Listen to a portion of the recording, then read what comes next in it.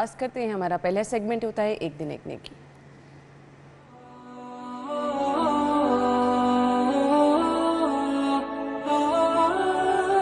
आज का पैगाम क्या है, आप तक पहुंचाएंगे। बिस्मिल्लाहिर्रहमानिर्रहीम। मेहनत करना कभी न छोड़िए, इसलिए कि मेहनत करने से ही इंसान की ज़िंदगी में इत्मीनान और ख़ुशी आती है। जब इंसान थक कर बैठता है तो उस थकावट में ही जो उसकी खुशी होती है वो किसी और चीज़ में नहीं है। अल्लाह पाक ने अपने रसूल सल्लल्लाहु अलैहि वसल्लम से ये फ़रमाया, फ़ैज़ा फ़रग़्ता फ़नसब व इला रब्बिका फ़रग़ब, कि जब आप एक काम से फ़ारिग़ हों तो फिर दूसरे काम में मसरूफ़ हो जाइए और अपने रब की तरफ रग़बत रखिए। यानी इससे मुराद ये है कि आप मेहनत कीजिए, मुशक्क़त कीजिए, लेकिन अपने दिल को अपने रब की तरफ राग़िब रखिए। वही कौमें दुनिया में तरक्की करती हैं कि जो मेहनत को अपना शिआर बनाती हैं, अपनी आदत बनाती हैं। आप दुनिया को देखें, दुनिया में हम ये देखते हैं कि 5 दिन वो डट कर काम करते हैं और 2 दिन उनके आराम के होते हैं। अगर हम इस आदत को इख्तियार कर लें कि मेहनत को कभी ना छोड़ें, यानी आपका कोई भी शोबा है, आपका ताल्लुक़ सहाफ़त से है, सियासत से है, मज़हब से है, इल्म से है, तहकीक से है, आप उस्ताज़ हैं, आप शागिर्द हैं, आप डॉक्टर हैं, आप इंजीनियर हैं, आप किसी कंपनी में जॉब करते हैं, तो मेहनत अपने काम के साथ इंसाफ करना ये बहुत बेहतर नतीजे पैदा करता है। यानी आप ये मत समझिए कि ये आपकी जॉब है और इसका सिर्फ़ आपसे ताल्लुक़ है, आपने इसको कर लिया बस काम ख़त्म हो गया, नहीं। बल्कि अगर आप अपने काम को सही तरीके से सरअंजाम दे रहे हैं, पूरी तवज्जो से, इन्हेमाक से, मेहनत के साथ, आप देखेंगे कि आपकी इस मेहनत के और आपके इस मुशक्क़त के और इन्हेमाक के बहुत बेहतर नताइज माशरे पर मुरतब होते हैं। हमारे सामने बड़े बड़े ममालिक जो इस वक्त तरक्की के कमाल पर हैं, उसकी वजह यही है कि माशरे का हर फ़र्द अपना हिस्सा शामिल करता है, मेहनत करता है। ये रवैया कभी भी माशरे को संवारता नहीं है कि हम दूसरे पर ज़िम्मेदारी डाल दें। ज़िम्मेदारी बहैसियत शहरी के मेरी भी है और आपकी भी है, और मेहनती शख्स कभी भी अपनी ज़िम्मेदारी से आंखें बंद नहीं करता। रसूलुल्लाह सल्लल्लाहु अलैहि वसल्लम की सारी ज़िंदगी हम देखते हैं, आपने तिजारत भी की, आपकी घरेलू ज़िंदगी भी थी, आपकी अस्करी और जंगी ज़िंदगी भी थी। आपने अपनी ज़िंदगी में जितनी मेहनत की, ये उसी मेहनत का ही अल्लाह सुब्हानहू व तआला की तरफ से नतीजा था कि 23 साल के कम अरसे में आपने रियासत मदीना कायम की, लोग मुसलमान हुए, और सिर्फ़ मदीना तक या ख़ास बस्ती तक, शहरों तक सिर्फ़ नहीं, बल्कि ये फिर सल्तनत और रियासत फैलती चली गई। तो मेहनत हर शख्स के लिए लाजिम है कि अगर वो ये चाहता है कि वो अपने मुल्क को, अपने वतन को तरक्की दे और आगे बढ़ाए और दुनिया में उसको आला मकाम मिले, तो फिर ज़रूरी है कि हम में से हर शख्स अपने मुल्क के लिए, अपनी ज़ात के लिए, अपने ख़ानदान के लिए मेहनत करे। जी, तो ये था आज का पैगाम जो कि आप तक पहुंचाया। आज की खबरें क्या हैं? सबसे पहली खबर, बिजली के बिलों में बड़ा रिलीफ, बिलों पर फ्यूल एडजस्टमेंट सरचार्ज खत्म कर दिया गया।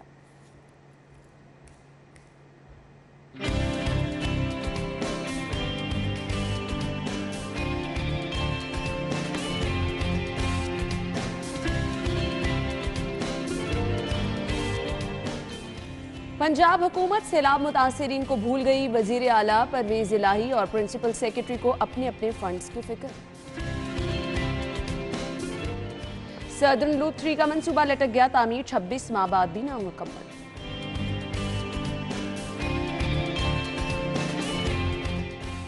और शहर से आटा कहां गायब हो गया, आज के शो में बताएं। जी, तो खबरें आप जान चुके हैं। स्टूडियो में हमारे साथ हमारे सीनियर रिपोर्टर्स मौजूद हैं, कज़ाफ़ी भट्ट साहब और दुर्रे नायाब ने भी ज्वाइन किया। अस्सलाम वालेकुम, क्या हाल चले हैं? अच्छा जी, पहली खबर की तरफ चलते हैं। फाइनली इसको हम बड़ा रिलीफ कहें या ना कहें, क्योंकि बिलों की आजकल जो जिस तरह से बिल इतने ज़्यादा आ रहे हैं, सो ये जो फ्यूल एडजस्टमेंट सरचार्ज को ख़त्म किया गया है, ये ब्लेसिंग है भी या नहीं है, इससे कितना फ़ायदा होगा, ये हम जान लेते हैं भट्ट साहब से। भट्ट साहब, फ़ायदा होगा आपको? देखिए, बात यह है कि ये जो फ्यूल एडजस्टमेंट आप सरचार्ज ख़त्म करने जा रहे हैं, इसके लिए पैसा कहाँ से लाएंगे? पहले तो ये सवाल पैदा होता है कि ये पैसा कहाँ से आएगा, कि जो आप आवाम को ये रिलीफ। मैं वैसे ऑनेस्टली एक बात कहूँ, मैंने जब ये खबर पढ़ी तो मुझे लगा कि चले अच्छा हुआ है। अब आप कह रहे हैं कहाँ से आएगा, हमें क्या लेना देना, कहाँ से आएगा, जहाँ मर्जी से आए, हमें तो कुछ फ़ायदा पहुँचेगा ना। फिर अगली गल भी सुनो। अच्छा, ये जिसको फ्यूल सरचार्ज ख़त्म होगा, ये 100 से 300 यूनिट तक के लिए होगा। आपके कितने यूनिट हैं? मेरे तो यूनिट आप छोड़ ही दें भट्ट साहब। बताए ना, लेकिन अगर ज़्यादा से ज़्यादा भी होगा, ये 300 यूनिट तक के लिए हुकूमत यानी हमें कोई फ़ायदा नहीं पहुँचने वाला। बज़ाहिर तो यही लग रहा है। देखिए, आपने जब ये फ्यूल सरचार्ज ख़त्म किया है तो इसके लिए आपको पैसे लाने के लिए आपको इजाफी टैक्स देना होगा। देखिए, हुकूमत तो रिलीफ दे देगी, लेकिन आपने जो फ्यूल कंपनीज हैं जिनसे आप बिजली भी खरीदते हैं, उनको तो पैसे आपने पूरे देने हैं, वो तो नहीं आपको जो मंतक है ये समझा दें मुझे। इस टाइम ब्रेक का कहा जा रहा है, फिर आके बात करते हैं, ब्रेक के बाद आते हैं।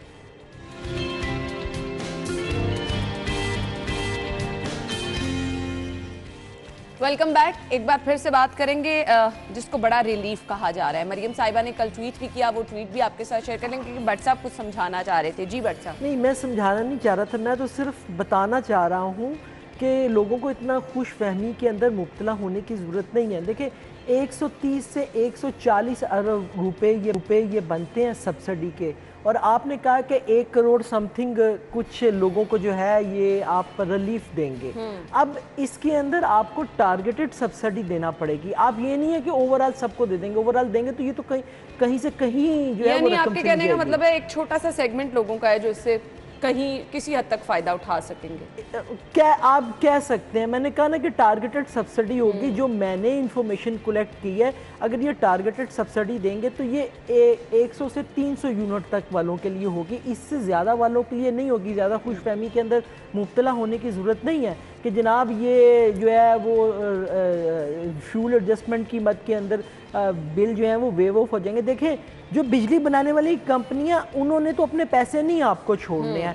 अगर आप ये सारे पैसे लाएंगे कहाँ से? आपके पास तो भी IMF की किस्त भी नहीं आई है। हाँ। अगर आप उस तरफ जाएंगे तो फिर IMF वाले इतराज़ करेंगे, आप किस किस को राज़ी करेंगे?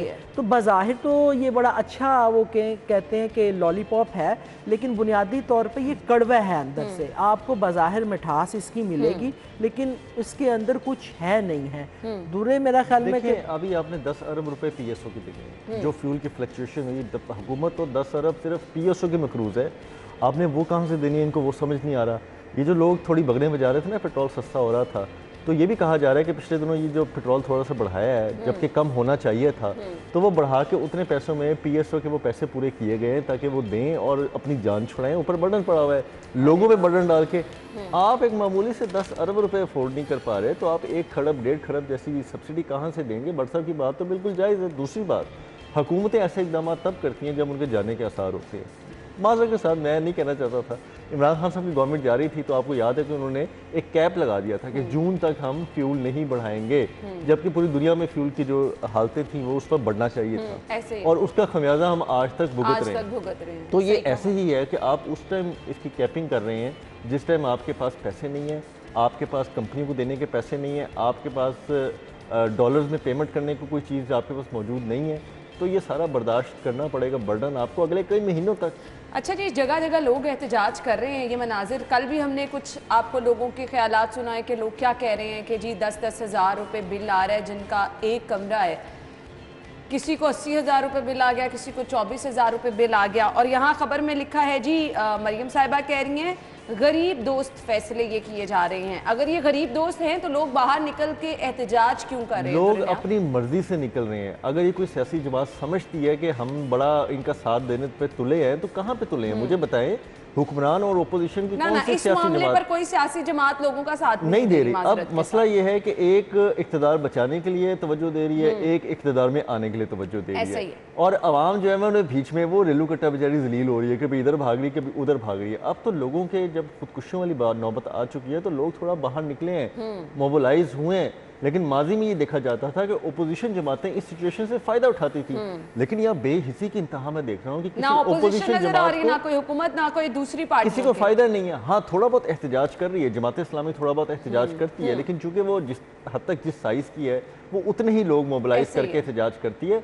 उसके अलावा मुझे आप बता दें कि जिस तरह माजी में होता था कि ओपोजिशन में जब पीटीआई गवर्नमेंट पंजाब में थी वो कैंपों में बैठती थी, क्या कैंपों में बैठती है? मॉल रोड पे हमारे सामने मिसाल थी जी, एहतजाज हो रहा होता था, रहनुमा आके साथ बैठ एक जाते को थे। अपनी अपनी पड़ी हुई है, बशमूल उठा के आप वजारत आला से देख लें, आप ओपोजिशन जमातों को देख लें, आप हुक्मरान जमातों को देख लें, ये सारों को अपनी अपनी पड़ी हुई है और अवाम जो है उन बेचारों को पता नहीं कि वो कहाँ पे क्या मेन करें। स्ट्रीम पे लोगों को अपनी पड़ी है और कुछ हर जमात में रहनुमा नाराज होकर बैठे हैं कि उनको उस तरह से नवाजा और नहीं लोगों के गया। मसलों से किसी को परवाह नहीं है उनके ऐसे ही। और वो उनके मसले भी नहीं है, खुल के अवाम को लग पता गया है।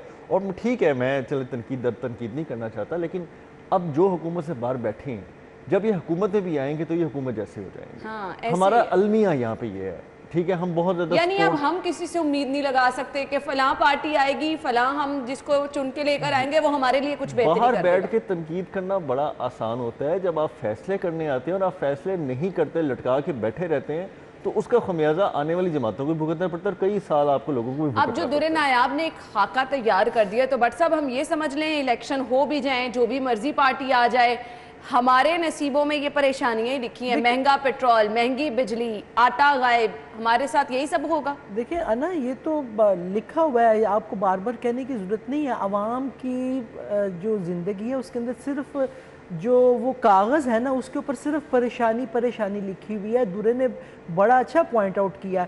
अगर इस मामले को अभी भी कोई मसलन पीटीआई इसको कैश करवा लेती, मैं कहता हूँ चलें पीटीआई उठ के आके बैठ जाती है, करना शुरू हो जाती है। अव्वल तो उनको अभी फुर्सत नहीं है खान साहब, क्योंकि बनी गाला के अंदर बैठे हुए हैं, तो अब उनको वहाँ से फुर्सत नहीं है। लेकिन अगर फुर्सत के लम्हात में से कुछ वो निकल भी आए, तो मैं आपको बताऊं कि वो सिर्फ आवाम को बेवकूफ़ बनाएगी, आवाम को कैश करवाएगी। उसके बाद जब वो जाके वहाँ पे बैठेगी, वो सेम वही इकदाम उठाएगी, वही फैसले करेंगे, वही चीज़ें होंगी जो ये हुकूमत कर रही है। तो इसलिए ये कोई चीज़ नहीं है। अच्छा हाँ, अवाम बुरा ना माने, अवाम बुरा ना, शहरी हमारे बुरा ना माने, इसके अंदर कसूर इनका भी बहुत ज़्यादा है। देखिए एसी हर घर के अंदर है, हर घर के अंदर माशाल्लाह हर घर के अंदर है। आप ये नहीं कह सकते कि एसी नहीं है। मैंने लोगों को देखा है जो यूज़ एसी खरीद के ले जाते हैं ना, देखिए हर एक के लिए नेसेसरी चीज़ है। मैं इससे वो नहीं दो इख्तलाफ नहीं करता हूं। लोग जो सारा दिन गर्मी में काम करते हैं, बिल्कुल 2-4 घंटे जिन्होंने सुकून की नींद सर, आप 2-4 घंटे के लिए ज़रूर चलाएं, लेकिन हमारे तो यहाँ पे हर चीज़ उल्टी चलती है ना, हमारे तो हर चीज़ उल्टी चलती। आप एसी चलाएं, मैं एसी के बगैर नहीं सो सकता हूँ, लेकिन मैं सो रहा हूँ आजकल। एसी चलाएं, लेकिन आप एक टाइम मुकर्रर कर लेना। ये तो नहीं कि जिस टाइम जिसका दिल किया जाके एसी चलाया, पंखा भी चला लिया, टीवी भी चला लिया, फ्रिज ऑलरेडी आपका चल रहा है। देखिए इसके अंदर कुछ हमें भी अपनी जिम्मेदारी का, अगर हमने अपना बिल कम करना है और एनर्जी क्राइसिस को फेस करना है, एनर्जी क्राइसिस को फेस करना है, आपने अभी ये पिछले दिनों, वो ठीक है कि ये बात बिल्कुल दुरुस्त है कि आपने दुकानों को बंद करवाना शुरू किया 9 बजे 8 बजे जो भी था, उसके अंदर को बिजली की इतनी ज़्यादा बचत नहीं थी, लेकिन चले जितनी भी थी कुछ तो थी ना, आटे में नमक के बराबर ही सही, आपने उसकी मुखालफत कर दी। ये हम लोग ही हैं जो हर चीज़ की मुखालफत करना शुरू कर देते हैं। लेकिन हर चीज़ हुकूमत अपोजिशन के ऊपर नहीं डाली जा सकती। एक ज़िम्मेदार शहरी बनने के लिए हमें इन तमाम चीज़ों के ऊपर गौर करना है कि यार अगर हम 4 लोग हैं तो हम 4 लोग एक कमरे के अंदर बैठ के एक पंखा चला सकते हैं। चारों है ना, अगर 5 मरले का घर है ना, तो उसके अंदर 4 कमरे हैं ना, तो हर बंदे ने चारों कमरों के अंदर जो है ना वो एक पंखा चलाया होगा। अच्छा, चारों कमरों के अंदर टीवी भी लगा होगा, वो चारों टीवी भी आपके 4 नहीं चल रहे होंगे तो 3 ज़रूर टीवी चल रहे होंगे। फ्रिज है, फ्रिज चल रही, वो चलानी आपने, ठीक है ना। इसके अलावा और मोबाइल चार्जर है, आपने मोबाइल भी लगाया हुआ है। यानी कि इस तरह की छोटी छोटी चीज़ें हैं। ये कहने को छोटी है, लेकिन जब बिजली का बिल आता है ना, फिर हम चीखे मारते हैं, ओए मेरा 30,000 रुपए का बिल आ गया, ओए मेरा 50,000 रुपए का बिल आ गया। जिम्मेदारी की बात की है आप, इस वक्त नफ्सियाती हालत हमारी आवाम की हो चुकी है, आप उस पर भी थोड़ा डिस्कस करें ना। कि मैं अक्सर ये फेसबुक पे या दूसरी सोशल मीडिया बहुत सारे ट्रोलिंग वाले और बहुत सारे ना मीम्स और बड़े मज़ाहिया मैसेजेस देखता रहता हूँ। तो कल बड़ा एक अच्छा मैसेज नज़रों से गुजरा, उन्होंने कहा जी कि कहीं भी कोई एनर्जी क्राइसिस होता है, लाइट चली जाती है, ब्लैकआउट हो जाता है, ऑस्ट्रेलिया में भी होता है, कनाडा भी होता है, अमेरिका में भी होता है, और कहीं पे कोई बिजली के और इंटरनेट के इशू हो जाते हैं, पूरी दुनिया में होते हैं, तो लोग कहते हैं वो वेरी सैड बड़ा क्राइसिस आया। और हमारे मुल्क में अगर ऐसा होता है ना तो वो कहते हैं लो जी साडा लीडर उठाने लगे हैं। कोई कहता है जी ओपोजिशन पूरी अंदर होने लगी है। भाई इस तरह की बात नहीं है। आप अगर हकीकी लीडर है महंगाई पे, लोगों के इश्यूज पे, उसी तरह आवाम को मोबिलाइज कर सकता है जिस तरह वो अपने आप को बचाने के लिए करता है, जिस तरह वो अपने आप को सेफ्टी गार्ड बनाने के लिए करता कोई नहीं दुरेना। तो यही तो बात है ना, आज अवाम अकेली खड़ी है और जगह जगह एहतजाज कर रही है। इसको यहीं से सबक सीख लेना आज कहाँ है ऑपोजिशन, कहाँ है और कहाँ हुक्मरान जमात है? नहीं है ना अपोजिशन, कोई सुनने वाला नहीं है ना अपोजिशन है ना, बनी गाला के बाहर बैठे हुए हैं ना। हाँ तो कुछ बट सब अपने लिए एफर्ट कर रहे हैं जो कोई भी है। अब हम क्या कहें जी, ब्रेक ले लेते हैं, ब्रेक के बाद वापस आएंगे अगली खबर की तरफ। हमारे साथ ही रहिएगा।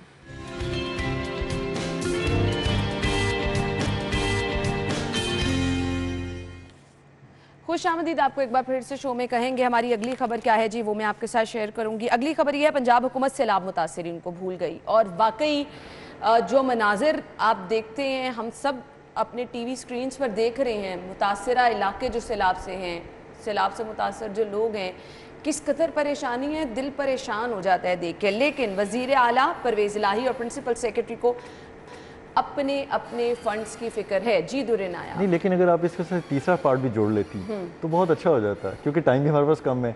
तो उसमें अगर ये वज़ीर आला के दफ्तर की तज़मीन और रैश के लिए 1 करोड़ पे फौरी जारी कर दिए गए हैं, अगर उस पर भी थोड़ी बात कर लेते। जरूर बात 1 करोड़ की नहीं है, बात इनके एहसास प्रायोरिटी की है कि आप किस चीज को समझ रहे हैं। देखिए ना, सारी उम्र ये लोग प्रोपोगेट ये करते रहे। मैं इसको प्रोपोगेट इसलिए कहता हूँ कि अगर एक बंदा किसी सैलाबज़दा इलाके में जाता है और पहुँच के लोगों के सर पे हाथ रखता है, उनके आंसू पूंछता है, ठीक है वो शोबाजियाँ करता है, हाँ। ठीक है वो शो मारता है, वो अपने आप को साबित करता है कि जी मुझे बड़ा जिम्मेदारी है, मुझे बड़ा एहसास है, लेकिन आप वहाँ पे जाते भी नहीं। आप अपने दफ्तरों में बैठ के उनकी दाद रसी की कोई इक़दाम भी नहीं करते। आप वज़ीर आला हाउस में बैठ के कोई खसूसी फ़ंड्स, कोई ऐसा फ़ंड भी कायम नहीं करते जिसमें कुछ लोग भी अगर हिस्सा लेने चाहिए। आप मुखय्यर हज़रात को मोबिलाइज़ भी नहीं करते, लेकिन तनकीद करा लो तो इनसे ज़मीन और आसमान के कलाबे मिला देंगे तनकीद करने में कि जी ये देखें ये क्या करते थे, हम क्या कर रहे हैं।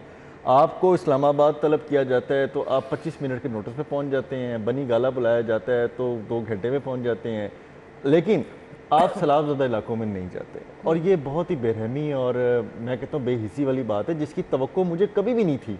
मैं तो हमेशा ये कहता था कि जितनी मुस्लिम लीग नून के बाद मुस्लिम लीग काफ जो है, वो जितनी वज़ादारी वाली हुकूमत है और चौधरियों की वज़ादारी की जो मिसालें दी जाती थी, मुझे तो ये अब सैलाबज़दगान के मामलात हो गए। हमने परवेज़ इलाही साहब का सीएमशिप का पहला दौर देख चुके हैं, देख चुके तो हम थे उसके अकॉर्डिंग। और सैलाबज़दगान के साथ जो हो रहा है, जो अल्ले तल्ले अब ये इनके अपने हलकों में होना शुरू हो गए हैं, जिस तरह से गुजरात और दीगर इलाकों में कार में हो रहे हैं। हम तो तोनसा की तनकीद से नहीं बाज आते थे, तो हमें दूसरी तनकीद का सामना करना पड़ गया कि हम कहते थे कि यार एक तरफ आप वो कर रहे हैं, दूसरी तरफ आप ये देखें।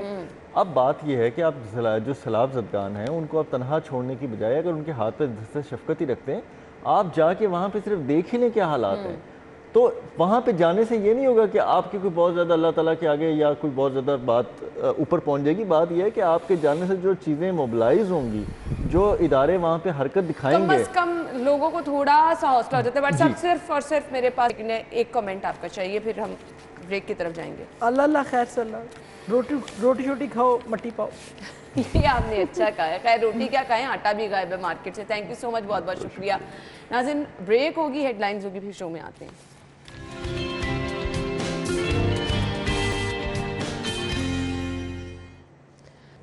जी तो ये अपडेट थी जो आप तक पहुंचा दी। प्रोग्राम के इस हिस्से में जी हम बात करने वाले हैं, किसी दौर में कहा जाता था ख़वातीन को सिन्फ़े नाजुक, लेकिन ख़वातीन ने इस टर्म को जो है यकसर अब तब्दील करके रख दिया है।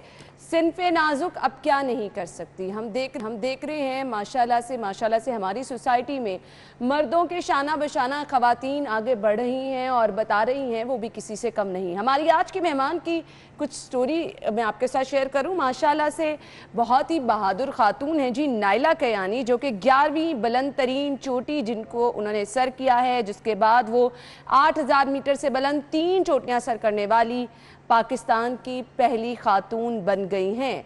खातून को फहमा जो हैं नाइला कयानी आज की हमारी मेहमान हैं। सो उनसे हमने जानना ये है कि ये शौक उन्हें कैसे आया? मतलब एक बेहतरीन मेरे ख्याल से ये टास्क है, और बीइंग अ वुमेन आपके लिए ये सोचना कि अच्छा आपने कुछ इस तरह का करना है, बुलंद तरीन चोटी पे जाना है, उसके लिए सामान, वेदर कंडीशन, बहुत चीज़ें मैटर करती हैं। सो हम बढ़ते हैं अपनी आज की मेहमान नाइला की तरफ। अस्सलाम वालेकुम नाइला, क्या हाल चाल है आपके? बिल्कुल ठीक, आप कैसी हैं? अल्हम्दुलिल्लाह, मैं भी बिल्कुल ठीक ठाक। नाइला, सबसे पहले तो माशाल्लाह, आई एम सो प्राउड कि इस तरह के लोग जब हम अपने शो में इनवाइट करते हैं, एक मोटिवेशन तो होती है, लेकिन बीइंग अ वुमेन बड़ा मुश्किल काम होता है ये सब चीज़ें करना। सो ये जज्बा, ये मोटिवेशन कहाँ से आई? Thank you so much first of all. मैंने 4 साल पहले K2 बेस कैंप ट्रैक किया था, और उसके साथ वॉन्डोगोरोला पास है जो 5600 मीटर हाई है। वो उस वक्त करते हुए मुझे अंदाजा नहीं था कि मैं उस जगह दौरों पे दोबारा जाऊंगी, लेकिन वहाँ पे क्लाइंबर्स थे, पाकिस्तानी क्लाइंबर्स थे, फॉरेन क्लाइंबर्स आए हुए थे, उनसे मैंने बात की तो मुझे भी अजीब सा, मतलब मुझे वो क्यूरियोसिटी थी कि ये लोग क्या किस प्रोसेस से गुजरते, क्योंकि ऑब्वियसली मूवीज में दूसरों की वो तस्वीरों में बहुत ज्यादा मुश्किल लगता है। तो मुझे बस ये शौक था कि मैं ट्राई करूँ। तो मैंने ट्राई करने के लिए 7000 की पीक यूज की थी। वो इसलिए की थी क्योंकि मैं एथलीट हूँ, बॉक्सिंग करती, बॉक्सिंग 12 साल से कर रही थी, और 5600 पे मुझे कोई मसला नहीं हुआ था। फिर वो 7000 का कैंसिल हो गया, 7000 मीटर पीक का प्लान कोविड की वजह से कैंसिल हुआ था। फिर मैंने सोचा कि 7000 पे जा रही हूँ तो 8000 ही क्यों नहीं ट्राई करूँ, 8000 पे 7000 का एक्सपीरियंस कर लूंगी। लेकिन मुझे ये पता नहीं था कि 7000 भी आराम से हो जाएगा। मतलब मेरे लिए मुश्किल हुआ था, लेकिन कोई मतलब इशू हुआ नहीं था। तो वो 8000 भी मुझसे हो गया। तो ये बस इत्तेफाक से हुआ था। मैं यूजुअली कहती हूँ कि नाइला, मुझे बताइएगा, क्या आपकी पूरी टीम होती है? कितने लोग आपके ग्रुप में शामिल हैं, और कुछ इसकी प्लानिंग किस तरह से करती हैं? जो सामान ख़रीदा जाता है, जो चीज़ें आपको पता है कि जी इसके लिए, हाइकिंग के लिए आपके लिए बहुत ज़रूरी होती है, कुछ वो सामान भी बताइएगा, क्या क्या चीज़ें होती हैं? अच्छा जी, नाइला से हम राब्ता करेंगे कुछ तकनीकी वजूहात की बिना पर, लेकिन ये कंडीशंस देखें कि जिसमें ये लोग जो हैं, बुलंद हौसला चाहिए होता है जी, बड़ी हिम्मत चाहिए होती है, फिर आपके पास चीज़ें, आपके पास वो सामान, आपके पास वेदर कंडीशन के अकॉर्डिंग खाने पीने का सामान होना चाहिए, आपके पास बहुत ज़्यादा ज़रूरी सामान जिसमें समटाइम आपको कोई मेडिसिन की ज़रूरत भी पड़ सकती है, मौसम क्योंकि इस तरह का होता है। तो हमने नाइला से ये जानना है टाइम कितना होता है, क्या क्या चीज़ें उनके सामान में। ऑब्वियसली इतना भारी चीज़ें तो आप नहीं उठा के लेके जा सकते। सो नाइला, कुछ ज़रूरी सामान जो कि आप अपने साथ रखती हैं, क्योंकि मैं ये सब चीज़ें देख रही हूँ, बहुत हिम्मत हौसला चाहिए होता है। सो क्या ज़रूरी सामान आपके साथ होना चाहिए, और आपकी वो जो एक बैग आपके साथ होता है उसमें क्या क्या चीज़ें हैं? जी, नाइला तक गालिबन मेरी आवाज़ नहीं पहुंच पा रही है। सो हम जानना ये चाह रहे हैं उनका एक्सपीरियंस किस तरह का है, मतलब क्या क्या सामान ज़रूरी होता है, और फिर कहा यह जाता है कि ये सामान अगर आप ले रहे हैं बहुत ज़्यादा महंगा भी होता है। सो ब्रेक पे जाते हैं, वापस नाइला से बात करेंगे। Stay with us.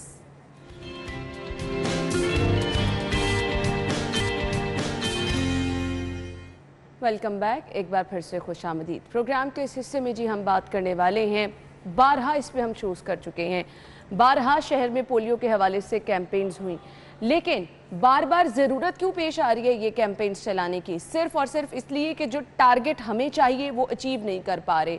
उसमें कहीं ना कहीं वजूहात क्या है कि आप लोग ताउन नहीं कर रहे। पोलियो के 2 कतरे किस तरह से आपके बच्चों की ज़िंदगी को महफूज रखते हैं, क्यों हमें बार बार ज़रूरत पड़ती है कि हम ये शो जो है प्लान करें और आप तक ये मैसेज पहुंचाएं? वो इसलिए कि बार बार रेजिस्टेंस देखने में आ रही है।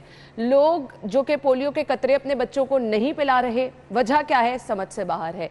हम इस ख्वाब को शर्मिंदा ताबीर करने के करीब ही पहुंचते हैं, लेकिन फिर एक ब्रेक लग जाती है। वहाँ पर लोगों का रवैया जो है, लोगों का ताउन ना करना जो है, वो हमेशा से आड़े आ जाता है।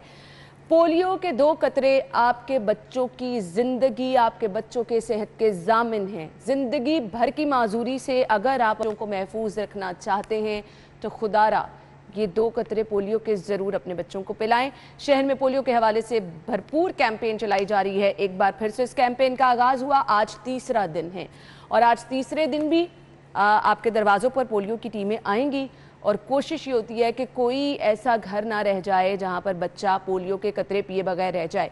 अगर किसी बिना पर टीम वहाँ नहीं पहुँच पाई, अगर आपका बच्चा घर नहीं है, अगर आप कहीं और गए हैं, करीबी आपके कैंप भी लगाए गए हैं, खुदारा खुद से कोशिश कीजिए अपने बच्चे की ज़िंदगी अगर चाहते हैं, माँ बाप क्या चाहते हैं, उनका बच्चा जो है वो तंदुरुस्त रहे, किसी भी किस्म की बीमारी कभी उसके करीब ना आए। तो अगर आप अपने बच्चे की इतनी हिफाजत करते हैं तो फिर क्यों ना है इन 2 खतरों से।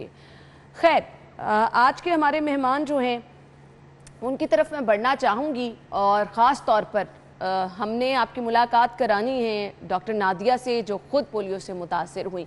उनकी स्टोरी भी हम जानेंगे, ये पोलियो के 2 खतरे कितने अहम हैं, उन्होंने किस तरह से मिस कर दिए, ये भी जानेंगे। डॉक्टर टीपू सुल्तान हमें ज्वाइन करेंगे और इन 2 खतरों की अहमियत, कहने को ये 2 खतरे हैं लेकिन फिर भी इनकी अहमियत क्या है हमेशा आपके साथ शेयर किया है। लेकिन ज़रूरत इसलिए बार बार पड़ती है कि हमेशा नाकामी, आखिर क्यों है ये सब। आज के प्रोग्राम की तरफ बढ़ते हैं। हमारे मेहमान जिसमें जी हमारे साथ डॉक्टर टीपू सुल्तान चेयरमैन हैं पोलियो प्रोग्राम पंजाब और इसके साथ साथ डॉक्टर नादिया जो कि डेप्यूटी डायरेक्टर ऑफिसर हेल्थ हैं। वेलकम कहेंगे अपने शो में। अस्सलाम वालेकुम, क्या हाल चाल है। अच्छा जी, सबसे पहले हमने डॉक्टर नादिया की तरफ बढ़ना है। डॉक्टर नादिया को बुलाने का एक मकसद ये है कि हम आपको उनकी स्टोरी भी बताएं और वो जो आप मेडिकल के शोबे में खिदमात इसके बावजूद जो सरअंजाम दे रही हैं, माशाल्लाह हम उनकी हिम्मत को सबसे पहले सलाम पेश करेंगे। मुझे बहुत ज़्यादा प्राउड फील होता है डॉक्टर साहिबा। मुझे तो सबसे पहले ये बताइएगा आपका खुद का जर्नी क्या था, आप कैसे पोलियो से मुतासिर हुए। अस्सलाम वालेकुम। आई वाज 9 month ओल्ड, 9 साल की थी मैं और मुझे पोलियो के ड्रॉप्स नहीं दिए गए थे। उस टाइम पे फिक्स सेंटर्स हुआ करते थे और वहाँ पे स्पेसिफिकली ड्रॉप्स दिए जाते थे, टीम्स घर घर नहीं आती थी। सही। तो मेरा किसी तरह मिस हो गया और फिर सडनली मुझे लूज मोशन, वॉमिटिंग और इस तरह के सिम्टम्स आए, बुखार आए। तो आफ्टर 1 month डॉक्टर्स ने मुझे ये कहा कि आपकी बच्ची जो है वो पोलियो से पैरालाइज हो गई है और अब ये ठीक नहीं हो सकती, ये इसी तरह से सरवाइव करेंगी।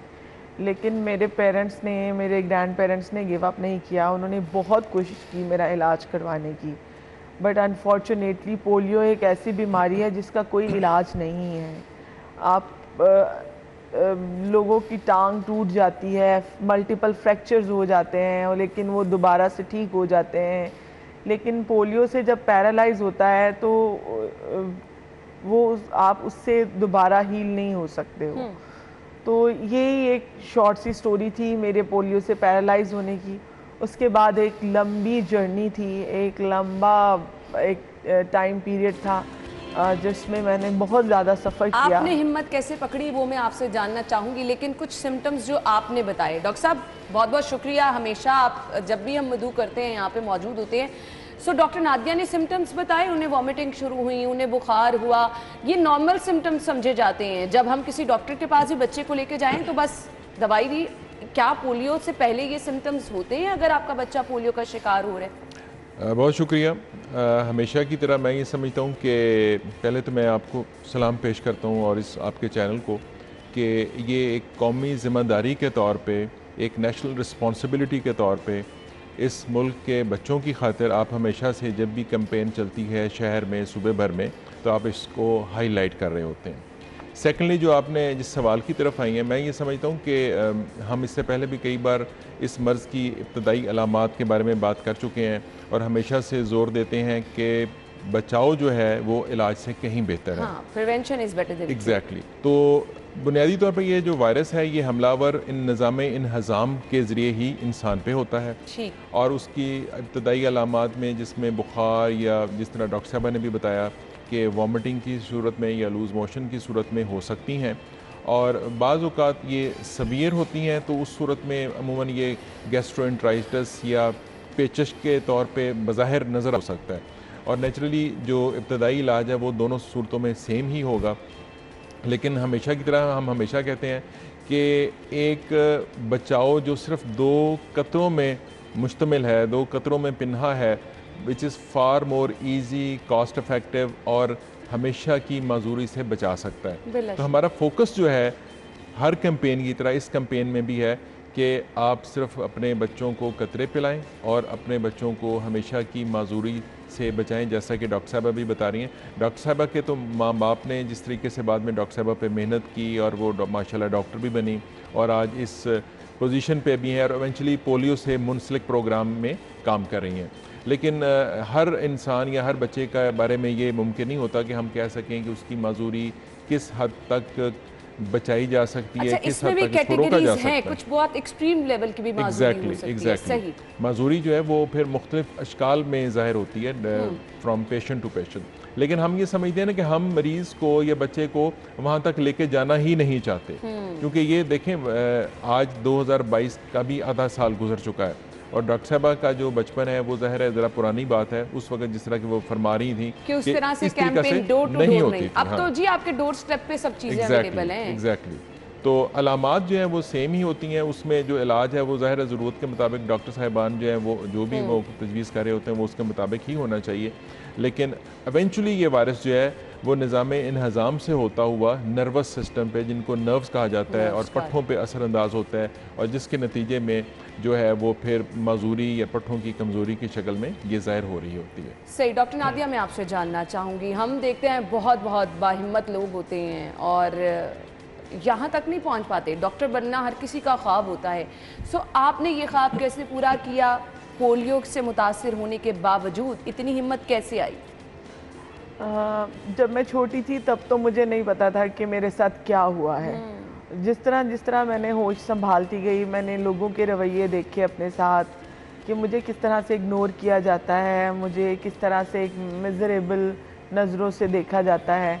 तो मैंने उसी टाइम पे डिसाइड कर लिया था कि लाइफ में कुछ ऐसा करना है कि मेरी ये जो माजूरी है ये मेरी कहीं ना कहीं मेरी स्ट्रेंथ बन जाए, मेरी ताकत बन जाए। खूबसूरत, ज़बरदस्त। तो बस फिर मैंने उसी दिन से डिसाइड किया। मेरी ग्रैंड मदर मुझे हमेशा कहा करती थी और वो मुझे स्पेशली डॉक्टर्स के पास लेकर जाती थी और वो मुझे दिखाती थी कि ये देखें ये डॉक्टर्स हैं, इनकी कितनी रिस्पेक्ट होती है और तुमने भी बड़े होकर डॉक्टर बनना है।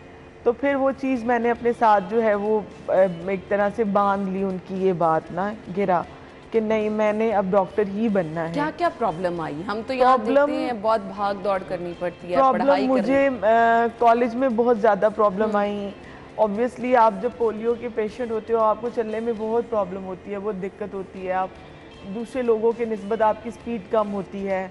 फिर मैंने with the passage of time क्योंकि मैं ज़्यादा चलती नहीं थी तो मेरा वेट पुट ऑन होना शुरू हो गया। तो कॉलेज में भी मुझे बहुत ज़्यादा प्रॉब्लम्स आई, लेकिन मैं हमेशा फ्रेंड से ये बहाना कर देती थी, अच्छा आप लोग चलो मैं आ जाती हूँ, मुझे कोई काम है। लेकिन मैंने गिव अप नहीं किया। मैं थोड़ा लेट पहुँचती थी लेकिन मैं पहुँच जाती थी। तो इस तरह से करके मैंने अपने कॉलेज का जर्नी कंप्लीट किया। फिर प्रोफेशनल लाइफ में भी आए तो तब भी मैंने यही इसी तरीके से मुझे हाउस जॉब में मैंने कोई किसी किस्म का एक्सक्यूज़ नहीं दिया किसी को कि नहीं मैं ये काम इस तरह से नहीं कर सकती। उसके बाद जब मैं प्राइमरी सेकेंडरी में आई, पोलियो प्रोग्राम में आई, डेंगू प्रोग्राम में आई, तो मेरे साथ सारे मेल्स थे, मैं अकेली फ़ीमेल थी और सब कहते थे कि एक फ़ीमेल हैं और ऊपर से डिसेबल हैं तो ये कैसे करेंगी। और अल्हम्दुलिल्लाह मैं पिछले 4 साल से DDHO शिप कर रही हूँ और अल्हम्दुलिल्लाह मैंने 100 से ज़्यादा कैंपेन पोलियो की ज़बरदस्त। और अल्लाह का शुक्र है कि बहुत सारे रिफ्यूज़ल्स जो हैं वो मैं कवर करवाती हूँ और फिर मैं लोगों हम छोटी छोटी सी प्रॉब्लम्स को अपने सर पे सवार कर लेते हैं। लेकिन नाज़रीन, डॉक्टर नादिया हमारे सामने ज़िंदा मिसाल हैं कि आप किसी भी किस्म की तकलीफ़, माजूरी, बीमारी को पीछे छोड़ देते हैं अगर आप कुछ हिम्मत करना चाहते हैं। आज ये ख़ुद तो पोलियो से मुतासिर हो गई लेकिन पूरी कोशिश कर रही हैं कि इनके बाद कोई पोलियो से मुतासिर ना हो, इनके बाद किसी को ये माजूरी फेस ना करनी पड़े। डॉक्टर साहब, मेडिकल साइंस ने इतनी तरक्की कर ली, हर बीमारी का हमने कोविड के टाइम पे देखा, फटाफट रिसर्चेज हो रही हैं, पूरी दुनिया में एक हलचल मच गई है। आपने वैक्सीन भी बना ली कुछ ही दिनों में, कुछ ही महीनों में, और आपने कहीं ना कहीं सूरत हाल को कंट्रोल कर लिया। क्यों हम अभी तक पोलियो से बचाव की तरफ नहीं आ पा रहे? क्या ये वाकई बहुत एक्सट्रीम लेवल की माजूरी है? देखें, आपने बड़ा एक अच्छा कंपैरिजन हमारे आम आवाम के लिए सामने रख दिया है कि कोविड पे किस तरह से विद इन फ्यू मंथ्स काबू पा लिया गया, वैक्सीन्स एक से ज़्यादा किस्म की आ गई और ऑप्शन हमें नहीं समझ आ रहे थे ना हमने कौन सी लगवानी है। तो देखें, जो पोलियो की कहानी निस्बतन पुरानी है और अमेरिका में या वेस्टर्न वर्ल्ड में या जो ज़्यादा डेवलप्ड वर्ल्ड है उसमें ये तकरीबन कह लें कि 6, 7, 8 दहाइयों पे मुश्तमिल ये कहानी है। और उन ममालिक में ये तकरीबन आप समझ लें कि आज से 3-4 दहाइयाँ पहले यानी कि गुज़श्ता सदी में ही उन्होंने इन बीमारियों पे काबू पा लिया था। अच्छी वैक्सीनेशन कैंपेन और जो हाइजीन, यानी कि हम इन बीमारियों को कहते हैं कि ये वाटर बॉर्न या फूड बॉर्न हैं जो निज़ाम इंहज़ाम के ज़रिए से फैलती हैं, जिसमें पोलियो भी है, जिसमें टाइफाइड भी है और इस तरह की बीमारियां जैसे हेपेटाइटिस ए है। तो उसमें यह है कि देखें, पोलियो में हम इससे पहले वाले कई सेशन में भी बात कर चुके हैं कि इस वक्त सिर्फ पाकिस्तान और अफ़गानिस्तान दुनिया में आखिरी 2 ममालिक रह गए हैं और इसको जियोग्राफिकली हम एक ही रीजन पोलियो के पॉइंट ऑफ व्यू से, चूँकि इनमें खासी जो है एक तरह से जो आना जाना है आम आवाम का वो खासा ज़्यादा है, तो वायरस का जो है वो आवाम के थ्रू, इंसानों के थ्रू जो ट्रांसफॉर्मेशन है बिटवीन द 2 कंट्रीज़ वो खासा ज़्यादा है। अगर हम एक दहाई पीछे जाएँ तो उसमें नाइजीरिया और हमारे हमसाया ममालिक में भी कुछ जगहों पे था, लेकिन उन तमाम ममालिक ने अच्छी कैंपेन के ज़रिए इस पर काबू पा लिया। अब बेसिकली जो हम बार बार कैंपेन चलाते हैं, जिस तरह कि आपने अपने इब्तदाइया में भी बताया कि हर बार हम करीब पहुंच जाते हैं और फिर कहीं ना कहीं हमें इधर कोई पेशेंट डायग्नोज हो जाता है या कहीं पे हमें जो सीवरेज के पानी में इसके वायरस की मौजूदगी की खबर मिल जाती है, तो फिर हमें इसको स्ट्रेंथन करना पड़ता है। हम अभी भी, मैं समझता हूँ कि एंड पे हैं। हम समझते हैं कि अगर हमारे अवाम हमारे साथ ताउन करें और हम 100% बच्चों को पोलियो के कतरे पिला के अपनी जो मैस पॉपुलेशन बच्चों की है उसको बना लें कि वो वायरस से ज़्यादा हमें उसको रेजिस्टेंट बनाना है, उसको क़ुव्वत मदाफ़त में इजाफा करना है, तो इंशाल्लाह वो दिन दूर नहीं होगा जब हम यहीं पे बैठ के प्रोग्राम करेंगे कि पाकिस्तानियों इंशाल्लाह। अच्छा, मुझे अफसोस इस बात का होता है कि चलें वो लोग जिनको बताने की, समझाने की ज़रूरत है, बहुत सारी पढ़ी लिखी फैमिलीज़ डॉक्टर साहब ऐसी हैं जिनकी तरफ से हमें रेजिस्टेंस देखने में आती। क्या वजूहात है, क्यों लोग इतना इस चीज़ में, जब हम कह रहे हैं कि ज़िंदगी भर की माजूरी है, इसका कोई इलाज नहीं है, आपके बच्चे की सेहत, आपके बच्चे की तंदुरुस्ती है, फिर उस पर लोगों की रेजिस्टेंस समझ से बाहर है। देखिए, उसमें बाज़ दफ़ा बहुत किस्म के मिथ्स हमने जोड़ लिए हुए हैं इन कतरों के साथ। अगर हम 3 दहाइयों का सफ़र है, इन कतरों का भी तकरीबन 3 दहाइयों का सफ़र है। इन कतरों में हम देखें तो जो 90 की दहाई थी उसमें इसके बारे में मुख्तलिफ जो तहम्मात थे वो और किस्म के थे। लोगों ने इसको फैमिली प्लानिंग के साथ समझा हुआ था, जो कि वो सब हमने कोविड के दौर में भी बातें सुनी हैं। लोगों ने कोविड वैक्सीनेशन से भी सब इन्हीं चीज़ों को मुंसलिक किया कि ये हो जाएगा, फलां हो जाएगा, फलां हो जाएगा। जबकि पाकिस्तान माशाल्लाह उन ममालिक में आता है जो इस वक्त दुनिया के टॉप 10 ममालिक में आता है, आबादी के लिहाज से भी और जो फर्टिलिटी रेट है उसके हवाले से भी। उसके बाद मुख्तलिफ़ किस्म के जो लोगों ने इसके बारे में तहम्मात फैलाए वो एक एक करके तमाम सेटल डाउन हो गए हैं खासी हद तक। लेकिन मैं फिर भी समझता हूँ कि जो आसान सा फार्मूला बताया गया है महकमा सेहत की तरफ से कि हर बच्चा हर बार, यानी कि 5 साल से छोटे बच्चे जितने भी हैं वो जितनी भी बार ये कतरे पिएंगे उनका जो क़ुव्वत मदाफ़त का निज़ाम है वो उतना ही मजबूत, उतना ही स्ट्रॉन्ग होगा। अच्छा जी, मुझे डॉक्टर नाइला से ये बात जाननी है क्योंकि डॉक्टर साहब ने कहा 5 साल के बच्चे हर बार, सॉरी डॉक्टर नादिया से ये जानना है। डॉक्टर नादिया, मुझे ये बताइएगा, आपने एक बार भी नहीं कतरे पिए पोलियो के? नहीं, मैंने एक बार भी नहीं पिए। मेरी मदर कहती हैं कि मैंने एक बार ड्रॉप्स पिए हैं, लेकिन मेरी खाला जिन्होंने मुझे मतलब मेरी परवरिश की है और जिनके पास मैं रही हूँ 10 साल तक, उनका कहना है कि मैंने एक बार भी ड्रॉप्स नहीं पिए। सही सही, क्योंकि उस वक्त इतनी अवेयरनेस नहीं थी। बिल्कुल आप ठीक कह रही हैं, और अब तो जी आपको एक एक पल पे अवेयरनेस दी जा रही है। डॉक्टर साहब, हर बार जो आप रिपीट कर रहे हैं बार बार, क्या पॉसिबिलिटीज़ हैं कि अगर, क्योंकि हमारे यहाँ कहा ना कोविड वैक्सीन एक दफ़ा लगा लिए तो अब दोबारा नहीं लगानी जी, बुखार हो गया था, ये हो गया था, पता नहीं क्या हो जाएगा।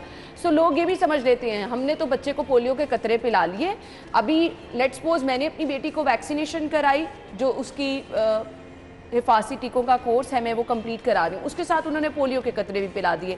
6 दिन बाद 5 दिन बाद मेरे घर भी आ गई टीम, मुझे दोबारा पोलियो के कतरे क्या उसको पिलानी है, वो सेफ है? जी बिल्कुल। उसमें मैं ये बताऊं कि मैं इसकी हमेशा से इसी प्रोग्राम में आपके तवज्जुह से अपने नाजरीन को, अपनी माओं को एजुकेट करने के लिए कहता हूँ कि देखें, जिस तरह अब आने वाले महीनों में सर्दियों का महीना शुरू हो जाएगा तो हम देखते हैं अपने अस्पताल में भी, चिल्ड्रन अस्पताल में भी देख रहे होते हैं कि वालिदैन जो पर्टिकुलरली ज़रा दूर दराज इलाकों से आए होते हैं वो 2-2 स्वेटर, 2-2, 3-3 जर्सियाँ और इस तरीके से किस लिए पहना रहे होते हैं? बच्चे को सर्दी से बचाव के लिए पहना रहे होते हैं। तो देखें ये बिल्कुल ऐसे ही है कि आपने एक बार रूटीन इम्यूनाइजेशन में अगर अपने बच्चे को पोलियो के कतरे पिलाए, और जो शुरू के महीने हैं बच्चे के 6 हफ्ते, 10 हफ्ते और 14 हफ्ते, उसमें तो ये हर महीने आपने पिलाने हैं। और इन बिटवीन अगर कोई कैंपेन आ जाती है तो वो उसको उस कुव्वत मदाफ़त को इंटेंसीफाई करेगी। आप यूँ समझ लिए कि सर्दियों के महीनों में आपने एक एक्स्ट्रा कवरिंग जिस तरह की है, तो ये एक्स्ट्रा कवरिंग है, यानी वाज़ेह कर दिया है इसका नुकसान कोई नहीं है। बार बार पिलाने से आपके बच्चों की कुव्वत मुदाफ़त बेहतर होती है। सही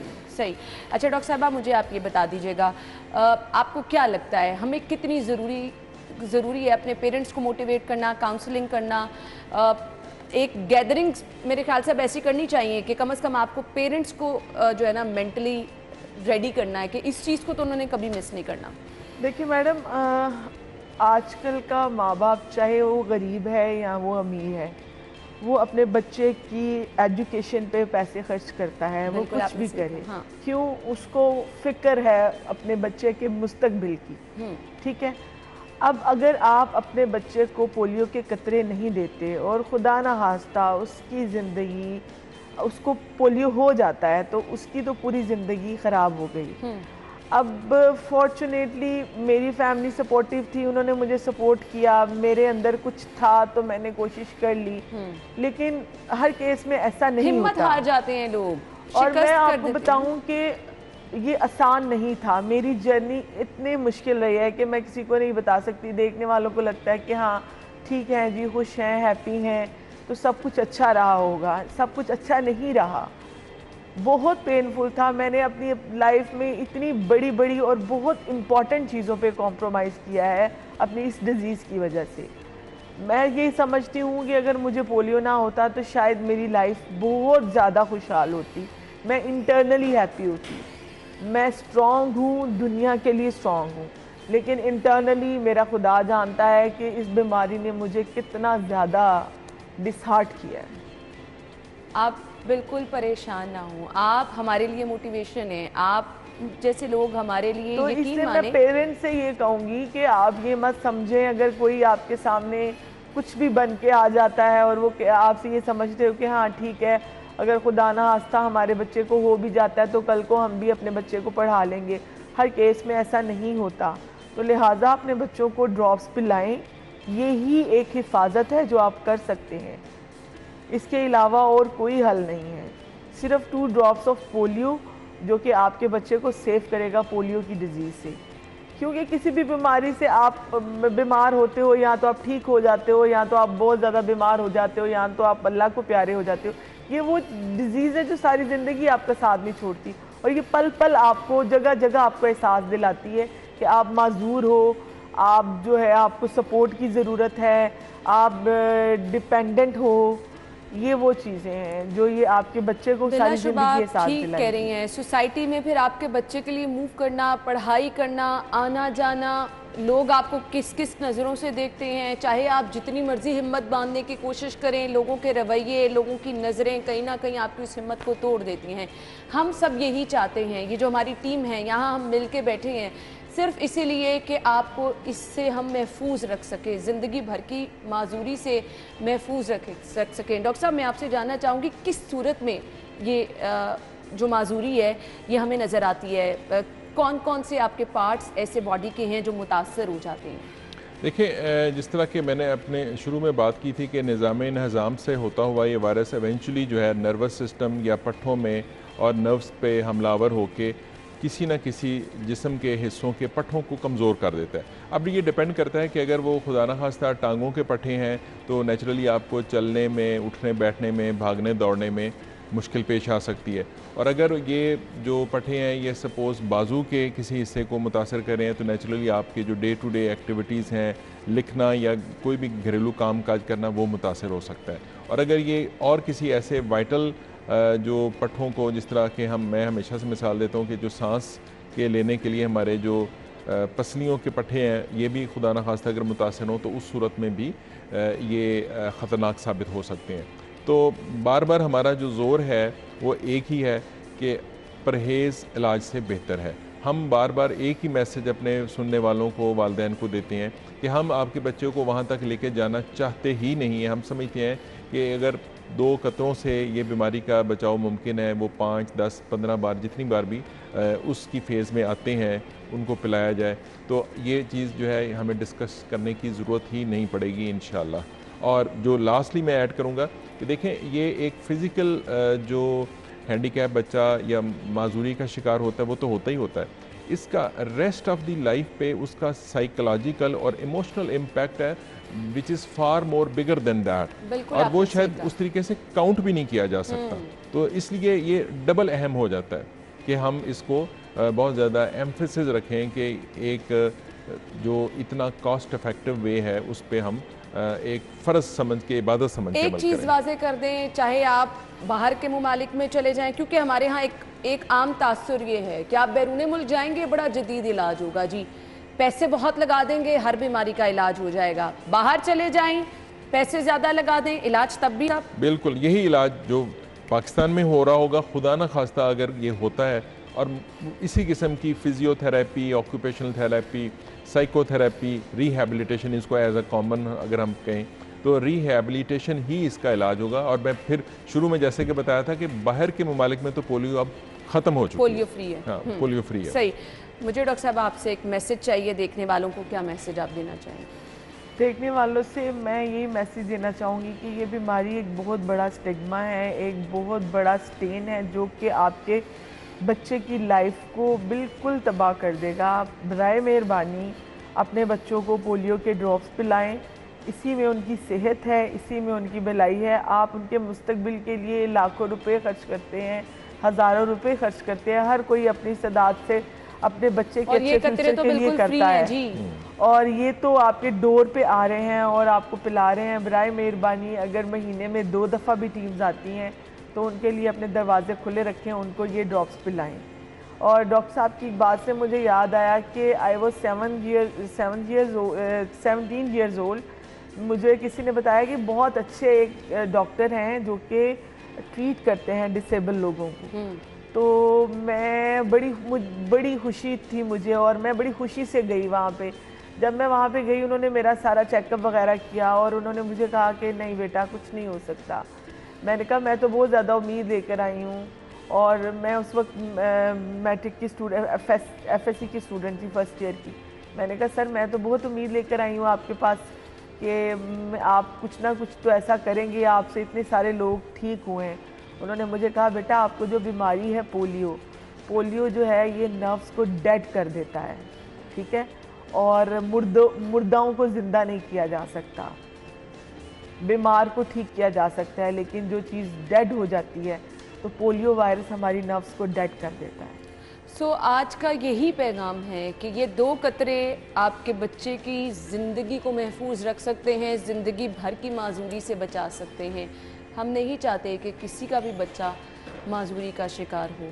बहुत बहुत शुक्रिया, और मैंने आपको सलाम पेश करना है। मैं जैसे ही शुक्रिया डॉक्टर साहब का भी अदा करूं, आप लोग इसी तरह से आगे बढ़ते रहें। अल्लाह ताला आपको भी हिम्मत हौसला दे कि आप लोग जिस तरह से ये कैंपेन्स चला रहे हैं, अल्लाह ना करे हमें आगे कभी ये कैंपेन चलाने की ज़रूरत भी महसूस हो, हम आज ही पोलियो पे काबू पा लें और इस ख्वाब को हम जो है पूरा कर सकें कि पाकिस्तान जो है वो पोलियो फ्री हो चुका है। डॉक्टर साहब आपकी हिम्मत को सलाम है, अल्लाह ताला आपको बहुत ज़्यादा हिम्मत दे और इसी तरह आप आगे बढ़ती रहें। बहुत बहुत शुक्रिया डॉक्टर साहब आपका भी। नाज़रीन, इसके साथ ही प्रोग्राम का वक्त इख्तिताम को पहुँचा। कल मुलाकात होगी, अपना ख्याल रखिएगा। अल्लाह हाफ़िज़।